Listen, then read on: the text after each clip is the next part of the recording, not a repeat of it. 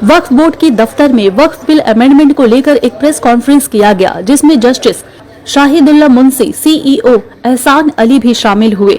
वक्फ board के दफ्तर में जो एम्प्लॉई हैं, उन्हें आईडी कार्ड भी दिया गया। इस खास मौके पर क्या कहा जस्टिस शाहिदुल्ला मुंशी और सीईओ एहसान अली ने, आइए जानते हैं। আমাদের ওয়াকফ বোর্ডের দায়িত্ব হচ্ছে ওয়াকফ প্রপার্টির সঠিক রক্ষণাবেক্ষণ করা, প্রপার মেইনটেনেন্স এবং প্রিজার্ভেশন যাতে হয়, এবং তার একটা স্কিম ওয়াকফ অ্যাক্টের মধ্যে আছে কিভাবে ওয়াকফ বোর্ড কাজ করবে। ওয়াকফ অ্যাক্টের মধ্যে যে স্কিম আছে আমরা তার বাইরেও যেতে পারি না, আর থেকে বেশিও করতে পারি না। তো ওয়াকফ অ্যাক্টে অনেকের ওয়াকফ বোর্ড সম্বন্ধে একটা ভুল ধারণা আছে, অ্যাক্রস ইন্ডিয়ায় সবার একটা ভুল ধারণা আছে যে এই যত সম্পত্তি আছে ওয়াকফ বোর্ডের আন্ডারে আছে, এই সব সম্পত্তির ইনকাম ওয়াকফ বোর্ড নেয়, কিন্তু ঘটনা তা নয়। এই মিসকনসেপশনটা আপনাদের থ্রু দিয়ে দূর হওয়া দরকার।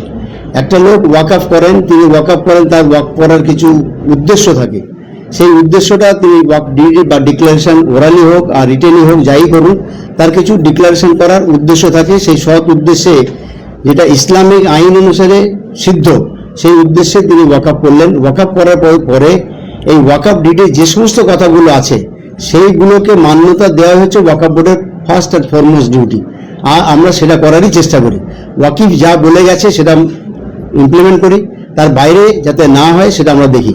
এবার এই সম্পত্তিগুলোর যে ইনকাম, সেই সম্পত্তির ইনকাম ওই পার্টিকুলার ওয়াকফ এস্টেট, ধরুন আমাদের সারা পশ্চিমবাংলায় 8,000 ওয়াকফ এস্টেট এখন আছে বা তার একটু বেশি হবে। সেই ওয়াকফ এস্টেটের 8,000 থাকলে তার 8,000-এর মোতওয়াল্লি কমিটি হোক বা ইন্ডিভিজুয়াল মোতওয়াল্লি হোক, তারা দেখাশোনা করে। এই প্রপার্টির ইনকাম যদি 5,000 টাকার বেশি হয় অ্যাকর্ডিং টু অ্যাক্ট, তাহলে তারা 7% কন্ট্রিবিউশন ওয়াকফ বোর্ডকে জমা দেয়।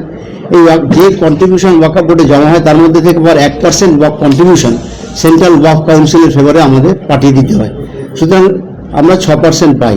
এই 6%-এর মধ্যে দিয়ে আমাদের যে সমস্ত হোস্টেল বা স্কলারশিপ বা এই ধরনের সেকুলার অ্যাক্টিভিটিসগুলো আছে সেগুলো আমাদের করতে হয়, আরও অন্যান্য খরচ খরচা আছে সেগুলোকে মেনটেন করতে হয়। এই ভ্রান্ত ধারণাটা চেঞ্জ হওয়া দরকার যে সব সম্পত্তি বুঝি ওয়াকফ বোর্ডের, আর ওয়াকফ বোর্ড সব শেষ করে দিচ্ছে বা এ করে দিচ্ছে, এটা কিন্তু ঠিক নয়। ওয়াকফ প্রপার্টি দেখার জন্য তার মোতওয়াল্লি আছে, এই মোতওয়াল্লিকে কারেক্ট করার জন্য ওয়াকফ বোর্ডের একটা ফাংশন আছে। সত্যি কথা বলতে গিয়ে, এক কথায় বলতে গেলে Waqf board is a watchdog, এর বেশি কিচ্ছু না, আমাদের এর বেশি কিচ্ছু করার নেই। এবারে কেউ যদি আমাদের নলেজে আনে যে এইটা করতে হবে ওটা করতে হবে, এখানে এই ইলিগাল কাজ হচ্ছে, আমরা সঙ্গে সঙ্গে সেটা একটা এনকোয়ারি করি। আমাদের যা স্টাফ অমুক তুসুক যেভাবে আছে, আমাদের বোর্ড মেম্বাররাও যায়, স্টাফরাও যায়, থ্রু লোকাল পিএসের হেল্পে আমরা সেই এনকোয়ারিগুলো করি। যদি কোথাও এনকোয়ারি করে ধরা পড়ে যে মোতওয়াল্লি খেয়ানত করছে বা সম্পত্তি বিক্রি বেচা ইনভলভ হয়ে আছে বা অন্য কোনো লোক ওয়াকফ প্রপার্টির উপর জোর করে দখল করে আছে, আমরা তখন লিগালি যে সমস্ত স্টেপস নিই, যেমন কোনো প্রপার্টি এনক্রোচমেন্টের যদি কমপ্লেন হয়, চিফ এক্সিকিউটিভ অফিসার হচ্ছে উনি অথরিটি, 54 উনি প্রসিডিং ড্র করে হিয়ারিং করে ফাইনাল অর্ডার দেবে, এবং সেটা আলটিমেটলি ট্রাইব্যুনালের থ্রু দিয়ে এক্সিকিউশন হবে। এক্সিকিউশন হয়ে প্রপার্টিটা রিকভারির ব্যবস্থা করি আমরা। এবং এইখানে মেনলি ভূমিকা হচ্ছে পুলিশের। পুলিশ যতটা বেশি হেল্প করতে পারবে তত ওয়াকফ প্রপার্টি আমাদের রিকভারি করতে সহজ হবে। আর কি पुलिस कितना ज्यादा आप लोगों को हेल्प कर रही है? পুলিশ সবাইকে যেমন হেল্প করে আমাদেরও তেমন করবে। কথা হচ্ছে যে প্রপার্টি ডিসপিউট চিরকালই একটা কমপ্লিকেটেড জিনিস, সেটা ওয়াকফ প্রপার্টি হোক আর সেকুলার প্রপার্টি হোক। একটা সেকুলার প্রপার্টির মালিকও মামলা করে 25 বছর পরে ডিগ্রি পায়, ডিগ্রি পেয়ে সেটাকে উদ্ধার করতে আর 12 বছরের মধ্যে এক্সিকিউশন করতে হয়। সেটাও অনেক সময় দেখা যাচ্ছে যে 12 বছরের মধ্যেও এক্সিকিউশন করে উঠতে পারে না। তো সেরকম ওয়াকফ প্রপার্টিটাতে ভিন্ন কিছু আলাদা কোনো স্ট্যান্ড নেই, তবে যতটা সম্ভব পুলিশ আমাদেরকে হেল্প করে, আমরা হেল্প করার চেষ্টা করি। আর করবে তো মোতওয়াল্লিকে আমরা সবসময় সহযোগিতা করি, এবং না পারলে মোতওয়াল্লি যখন আমাদের কাছে কমপ্লেন করে আমরা বারে পুলিশের কাছে চিঠি লিখি, দরকার হলে ওসির উপরে এসপি, ডিএসপি, তার উপরে যদি হয় ডিআইজি, যেখানে যতদূর লেখার দরকার, পার্সু করার দরকার, আমরা সেগুলো করতে থাকি। এবং এটা সময় সাপেক্ষ ব্যাপার। এটা নিয়ে দেখুন, আজকে চিফ এক্সিকিউটিভ অফিসার উনি আছেন 3 বছরের জন্য, 3 বছর পরে আর একটা নতুন চিফ এক্সিকিউটিভ অফিসার আসবেন, 5 বছর পরে নতুন বোর্ড তৈরি হবে, আর একটা নতুন চেয়ারম্যান হবে। এবার এই যে পারসুয়েশনটা, এটা তো একটা কনসিস্টেন্ট পারসুয়েশন হচ্ছে না। আমি একটা কাজ আজকে করে গেলাম, আমার পরে যিনি আসছেন তিনি আবার ওইটা ওইভাবে করবেন কিনা সেটা তার উপর ডিপেন্ড করবে। যদি এই লাগাতারও একটা পারসুয়েশন না থাকে তাহলে কাজ করা খুব ডিফিকাল্ট হয়। এই বিশেষ করে সম্পত্তি, ধরুন আজকে একটা কমপ্লেন ফাইল হলো, একটা 54-এর প্রসিডিং ডান হলো, এই প্রসিডিংটা ট্রাইব্যুনালে গিয়ে শেষ হতে হতে হয়তো 3 বছর হয়ে গেল, তখন সিও সাহেবের পরে নতুন যিনি এলেন তিনি এই সম্বন্ধে খুব একটা ওয়াকিবহাল নন। যিনি মোতোয়াল্লি ছিলেন তিনি হয়তো মারা গেলেন, তার জায়গায় নতুন মোতোয়াল্লি হলেন। এই প্র্যাকটিক্যাল ডিফিকাল্টিসগুলো অনেকে অ্যাপ্রিসিয়েট করতে পারেন। এটা একটা কন্টিনিউয়াস প্রসেস, সেটা কন্টিনিউয়াস প্রসেসটাকে জারি রাখতে গেলে যে কন্টিনিউটি থাকতে হবে সেটা সবসময় সম্ভব হয় না, কারণ চেঞ্জ অফ সার্কামস্টেন্সের জন্যই। সেগুলো লোকে বোঝে না, সেগুলো বোঝার দরকার আছে। চেয়ারম্যান সাহেব আপনারা এত কাজ করছেন, ওয়ার্ক প্রপার্টিকে রেস্টোর, সিকিউর এন্ড ডেভেলপ করার জন্য খুবই কাজ করছেন, কিন্তু তারপরে এত এলিগেশন আপনাদের এগেইনস্ট কেন? আচ্ছা, মিনিস্টার আপনাদের সামনে বলছে কি ওয়ার্ক বোর্ড বাজে কাজ আচ্ছা, করছে, কেউ যদি বলে তাকে জিজ্ঞেস করবেন। মিনিস্টার বলছে, স্যার আপনার সামনেই বলেছে, আপনি ছিলেন ওখানে, কি বলছে? সিদ্দিকুল্লাহ সাহেব আপনার সামনেই বলেছেন। কি বলেছেন? কি ওয়ার্ক বোর্ডে যা কাজ হচ্ছে, লুটমার হচ্ছে, ওয়ার্ক প্রপার্টিকে ঠিক করে 3 মাসে সব লুটপাট হয়ে গেল। আমি তো সেই জুলাই এসেছি, আমি তো জুলাই মাসে আমি বলছি এত এলিগেশন, সেটা তো বিল্ডিং ডেভেলপ করতে বা বাইরে একটা লোককে রেজিস্টার নিয়ে বসিয়ে দিলে কি ওয়ার্ক বোর্ডের যে সুনাম আছে ফিরে যাবে? ওটা কি দুর্নাম আছে সেটা বলতে হবে, না বললে কেউ তো সুনাম বলে না। একটা জিনিস বলছি, কেউ যে সুনাম বলে না, যদি স্পেসিফিক যদি ওনার কোনো কমপ্লেন থাকে আমাদেরকে দেন, আমরা নিশ্চয়ই অ্যাকশন নেব। যদি কেউ গোল গোল কথা বলে, আর যেহেতু উনি আমাদের minister, we can not counter at the stage, we can not counter him. উনার বক্তব্য, উনার উত্তর যদি উনার কাছ থেকে নেন, I think it will be better. হ্যাঁ, আমাদের কাছে স্পেসিফিক যদি কোনো কমপ্লেন আসে কি এটা হয়েছে, ডেফিনেটলি উইল টেক অ্যাকশন। আমাদের কাছে কমপ্লেন স্পেসিফিক করতে পারে, গভর্নমেন্টের মাইনরিটি ডিপার্টমেন্ট আছে সেখানে কমপ্লেন করতে পারেন যে ওয়ার্ক বোর্ডে এই হচ্ছে এই হচ্ছে না, তাহলে আমরা সরকারের মিনিস্টার স্যার, বলছেন एक আমি परसेप्शन আন্দোলন तैयार हो गया है कि वक्त बोर्ड সেই যদি কেউ করে তাকে কি করে আপনি सर एक धारणा तैयार हो गया कि वक्त बोर्ड पे सिर्फ लूट घसोट का मामला होता है, डेवलपमेंट कुछ नजर नहीं आता है। किस तरह का डेवलपमेंट इन दिनों में आप लोग किया है? क्योंकि मिनिस्टर से लेकर के आम पब्लिक भी यही कहती नजर आई है कि सिर्फ लूट घसोट ही होता है। कोई एग्जांपल देने बोलिए ना। एक एग्जांपल दीजिए जहाँ क्या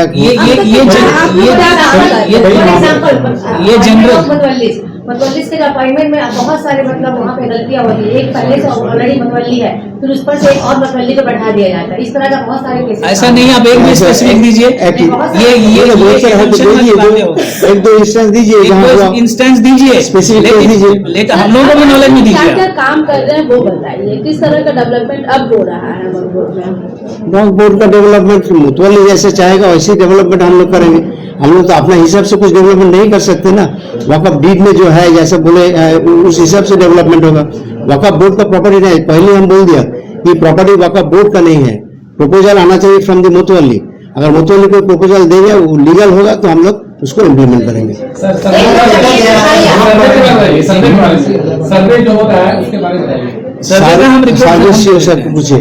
सर्वे देखिए 2008 में एक बार सर्वे हुआ था, लेकिन सर्वे जो होता है एक सेक्शन 4 में कहा गया है कि एक सर्वे कमिश्नर होंगे। हमारे यहाँ 2 सर्वे कमिश्नर हैं, एक director of land records and सर्वे जो पूरे रूरल एरिया को देखते हैं, और एक जॉइंट म्यूनिसिपल कमिश्नर है जो अर्बन एरिया को देखते हैं, मेनली कोलकाता, जहाँ 1040 हमारा वक्फ स्टेट है जो म्यूनिसिपल कॉर्पोरेशन। ऑलरेडी ये सर्वे हमारा जब मैं यहाँ ज्वाइन किया था तो पिछले 2 सालों से इसको परसू करके मैंने इसको शुरू कराया। सर्वे कराने का मकसद एक ही चीज़ है कि हमारी ज़मीन की एक्चुअल स्टेटस पता चलेगी कि हमारी ज़मीन कहाँ है, किसने कब्जा किया, किसने बेचा या क्या है। अगर एक वाकिफ वक्फ कर गया कि मेरी 10 एकड़ ज़मीन मैंने वक्फ किया है तो सर्वे से ये पता चलेगा कि 10 एकड़ ज़मीन है कहाँ। हो सकता है किसी ने उसमें खयानत की, हो सकता है किसी ने कब्जा किया, ये फिगर आएगा। तो लगभग अभी तक का जो सर्वे का स्टेटस है, हमने 30 to 40% हमारा सर्वे कंप्लीट हो चुका है, और कलकत्ता का सर्वे भी 90% हो चुका है। सर्वे रिपोर्ट हमारे पास टाइम टू टाइम आ रहे हैं, हम लोग उसको स्क्रूटनी कर रहे हैं। सर्वे का मतलब है कि DLRS BLRO को फील्ड में उतारे हैं, वो लोग कर रहे हैं। करने के बाद जो वो रिपोर्ट भेज रहे हैं उसको हम लोग वेरीफाई कर रहे हैं। ये वेरिफिकेशन का स्टेज चल रहा है, उसमें कहीं कहीं गलती निकल रही है। जैसे फॉर एग्जांपल अगर किसी स्टेट में मैंने 10 एकड़ का एग्जांपल दिया तो वो जब सर्वे आ रहा है तो वहाँ 9 एकड़ ही दिखा रहे हैं, तो मैं 1 एकड़ तो मिस कर गए, तो फिर हम लोग रिटर्न बैक कर रहे हैं। ये एक धारावाहिक प्रोसेस है। ये चीज़ लगभग हमारा टारगेट है कि मार्च तक अगर ठीक ठाक सब कुछ रहा तो मार्च तक ही हमारा सर्वे कंप्लीट हो जाएगा। मार्च में कंप्लीट होने के बाद सेक्शन 5 में हमको नोटिफिकेशन करना पड़ेगा। उसके लिए हमको एक्ट में 6 महीने का टाइम दिया गया है। इस 6 महीने के अंदर हमको सारा स्क्रूटनी करके उसको ड्राफ्ट की शक्ल में उसको गवर्नमेंट ऑफ वेस्ट बंगाल को भेजा जाएगा, फिर उसकी नोटिफिकेशन होगी। तो ये सर्वे अगर हो जाता है तो एक्चुअल बहुत सी जो लोगों को मिसकंसेप्शन है कि भाई इतना ज़मीन है था, कहाँ चला गया, लूट हो गया, कम हो गया, ज़्यादा हो गया, ये सब चीज़ें आएंगी। और ये सर्वे ज़रूरी है, ये सर्वे से ही बहुत कुछ मालूम हो जाएगा। आपने जो सर, बोर्ड में स्टाफ की कमी है। क्योंकि पश्चिम बंगाल बहुत बड़ा स्टेट है और एक ऑफिस में इतनी स्टाफ की स्ट्रेंथ नहीं, जिसकी वजह से बहुत जगहों पे बहुत सारी मुश्किलात का सामना करना पड़ता है। देखिए स्टाफ की कमी हर जगह है, लेकिन जो रिसोर्स है हमको उन्हीं को लेके चलना है। तो आप इसके लिए कुछ करने जी, नहीं हो। हमारा अथॉरिटी, हम लोग जहाँ जहाँ बोलना है हम लोग बोलते हैं। अब देखिए ये रिक्रूटमेंट प्रोसेस है, ये अगर हमारे पास नहीं रहा तो हम काम नहीं करेंगे। जो जितनी हमारे पास रिसोर्सेज हमको उसी में काम करना है। अब यहाँ पर हमारा अगर 2 स्टाफ कम है तो कम को लेके चलेंगे, हमको तो काम करना है। अब ये हायर नहीं कर सकते, फिनेंशियल आपने बोला जो अभी तक जो आपने सर्वे करवाया जमीनें जो आई हैं सामने, तो अब तक क्या सामने है कि जो सर्वे में जो प्रॉपर्टीज है अभी भी गवर्नमेंट तो नहीं कुछ कहा जा सकता। हम लोग तो अपने जमीन से मिला रहे हैं। पता किया कि ये जमीन है, ये अभी डिस्क्लोज नहीं कर पाएंगे हम लोग। अभी जब तक हम लोग नोटिफिकेशन नहीं होगा डिजिटल करने का वर्क प्रॉपर्टी को, उसके लिए आपको लोगों का मिसकंसेप्शन है। ऑलरेडी हमारा डिजिटल है। अच्छा, हमारा ई ऑफिस चलता है, हमारा ई ऑफिस खुला हुआ है। मैं आपको दिखा दूं, ये हमारा ई ऑफिस खुला हुआ है। इसमें सारी फाइलें हमारे ऑनलाइन ही होती हैं।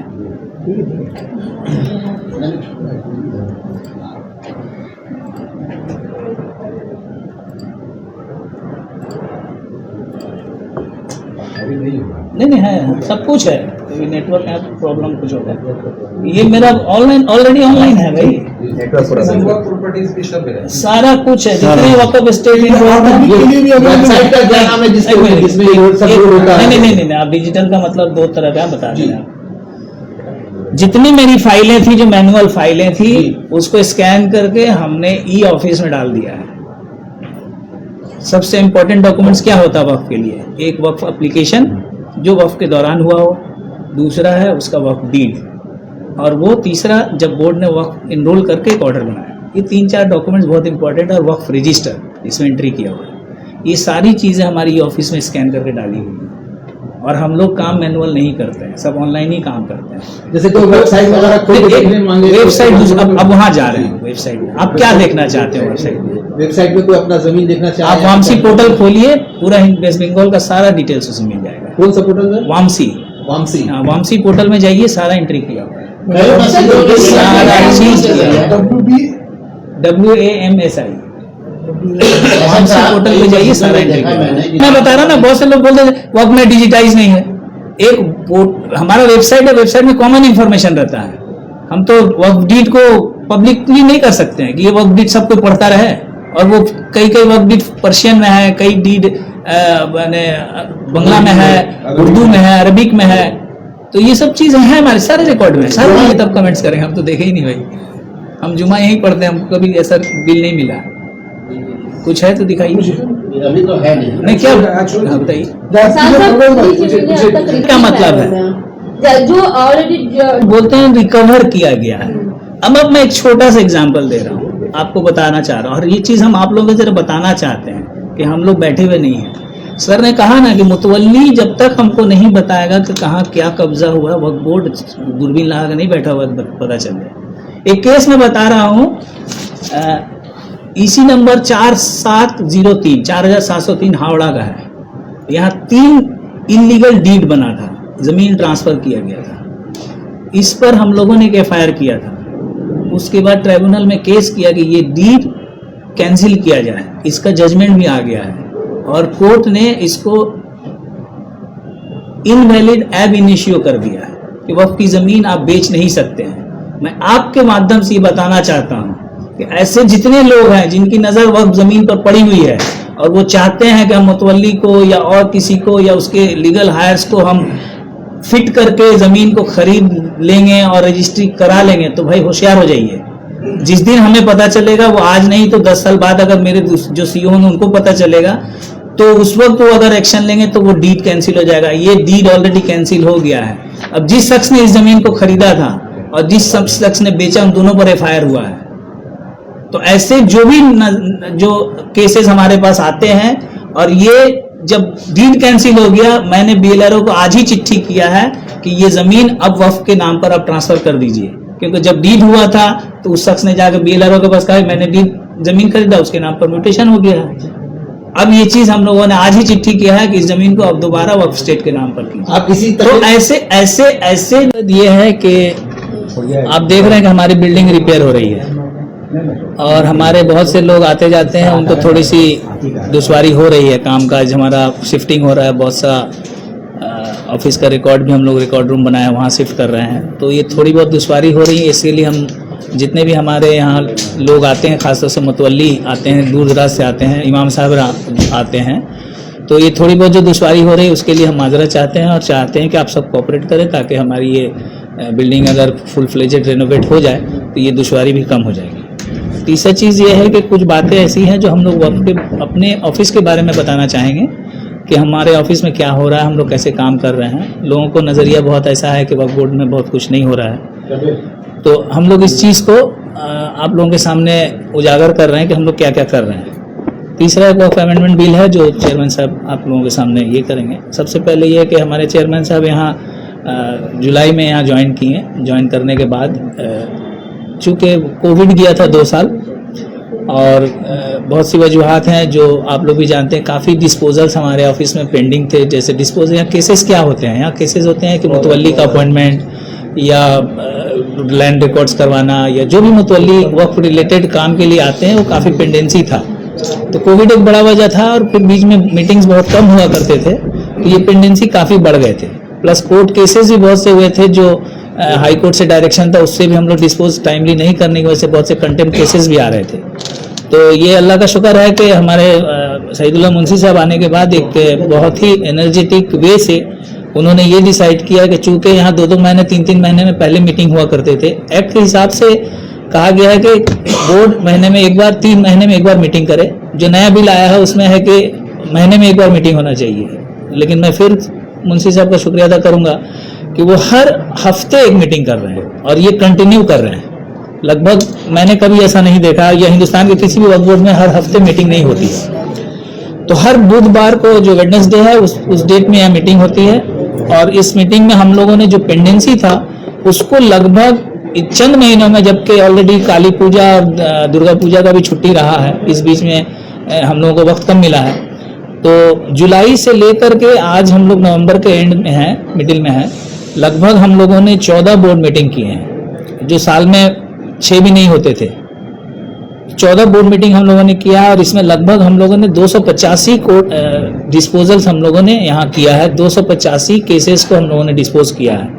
एक दिन तो हम लोगों ने मैराथन 100 केस को भी डिस्पोज किया था और लगभग मोर देन 24 कोर्ट केसेस थे, हाई कोर्ट से डायरेक्शंस थे, उसको भी हम लोगों ने डिस्पोज किया है ताकि बहुत सारे कंटेम्प्ट केसेस आ गए थे, हम लोगों को इमीडिएटली करना था और ये चीज़ हम लोगों ने डिस्पोज किया, सक्सेसफुली डिस्पोज किया और हमारा सारा केस अब नहीं है।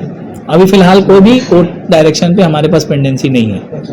दूसरा ये है कि सबसे बड़ी जो उपलब्धि ये हुई है, जो सबसे बड़ी कामयाबी हमारी ये हुई है कि पहले हम लोगों का मीटिंग होता था, रेजोल्यूशन निकलने में 2-3 महीने लग जाया करते थे, लेकिन थैंक्स टू मेरे चेयरमैन साहब जिन्होंने जैसे हाई कोर्ट और अदर्स कोर्ट्स में हियरिंग के दौरान ही उस चीज़ को डिक्टेट करके दोनों पार्टीज के जो भी अपोनेंट हो या वादी विवादी जो भी हैं उनके सामने ही हम लोग इसको डिक्टेट सर कर दे रहे हैं और उसको डिक्टेशन दोनों पार्टी सुन पा रही है कि क्या डिसीजन हुआ है। जैसे आपने अभी देखा है कि एक केस को हम लोगों ने यहाँ डिस्कस कर रहे थे और उसको ऑर्डर उन्होंने साथ ही साथ डिक्टेशन कर दिया ताकि लोगों में एक विश्वास हो कि भाई मीटिंग होने के बाद कोई डिसीजन चेंज नहीं हो, कोई डिसीजन बदला नहीं गया हो। तीसरा ये है कि ऑफिस में हमारे बहुत तरह के लोग आते हैं और कभी ऐसा भी होता है, आप जानते हैं सरकारी ऑफिस है तो कुछ लोग नोटोरियस टाइप के लोग होते हैं, किसी को रास्ते में ही पकड़ लेते हैं, बोलते हैं हाँ तुम्हारा क्या काम है, क्या प्रॉब्लम है, हम मुझसे मिलो, मुझसे राब्ता कायम करो, हम लोग तुम्हारा काम करवा देंगे।